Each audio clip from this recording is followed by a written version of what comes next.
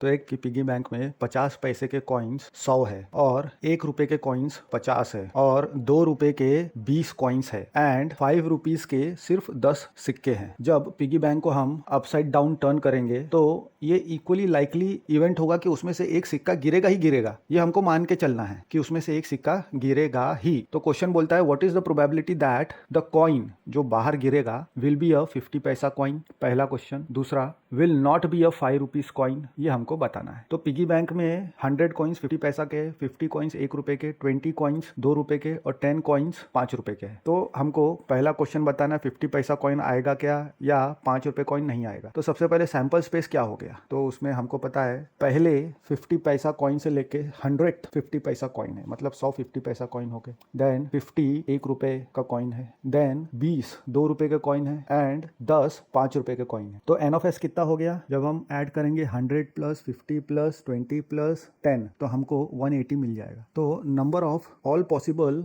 Outcomes कितना है, N of S is equal to 180। अब हम E1 एंड E2 बोल देंगे कौन से इवेंट्स की जब अपसाइड डाउन करेंगे हम पिगी बैंक को तो एक 50 पैसा कॉइन गिर जाएगा एंड दूसरा E2 यानी 5 रुपीज कॉइन जो है वो गिरेगा। तो पहला हम देखेंगे number of outcomes favourable to E1 यानी 50 पैसा कॉइन गिरे। तो कितने 50 पैसा कॉइन है, 100। तो एन ऑफ E1 कितना हो गया 100। तो ये जो 100 है out of how many total outcomes है 180। Therefore the probability that the coin falling out is a 50 paisa coin P of E1 is equal to N of E1 upon N of S। तो क्या मिल जाएगा 100 अपॉन 180 यानी 10/18 यानी 5/9। तो हमको 5/9 probability मिल गया कि जब हम पिगी बैंक को अपसाइड डाउन टर्न करेंगे तो उसमें से जो सिक्का गिरेगा कॉइन गिरेगा वो एक 50 पैसा कॉइन रहेगा। तो इसका प्रोबेबिलिटी कितना है 5/9। अब क्वेश्चन नंबर 2, क्वेश्चन नंबर 2 बोलता है number of outcomes favourable to E2। अब E2 क्या है, E2 हमारा जब पिगी बैंक को अपसाइड डाउन करेंगे तो 5 रुपए का कॉइन गिनने का, 5 रुपए का कॉइन वो गिरेगा उसका फेवरेबल कंडीशन है। तो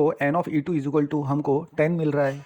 तो therefore probability that the coin falling out will be a 5 rupees coin, उसका क्या मिल जाएगा P of E2 is equal to N of E2 divide by N of S। तो यानी 10/180 यानी 1/18। ये हो गया probability of the coin falling out is 5 rupees coin. लेकिन हमको क्या चाहिए, हमको ये पता है कि probability of an event E2 plus probability of an event not E2 ये इक्वल टू 1 होता है। क्यों, क्योंकि E2 and not E2 are complementary events. तो हम इसमें वैल्यू पुट कर देंगे probability of E2 1/18 plus probability of not E2 is equal to 1। तो नंबर एक साइड जाएगा तो 1 माइनस 1/18 निकालेंगे तो क्रॉस मल्टीप्लाई करेंगे तो 18 माइनस 1 यानी 17/18 हमको मिल जाएगा। तो 17/18 is the probability that when the piggy bank is turned upside down the coin falling out is not a 5 rupees coin. तो उसका प्रोबेबिलिटी 17/18 हो गया।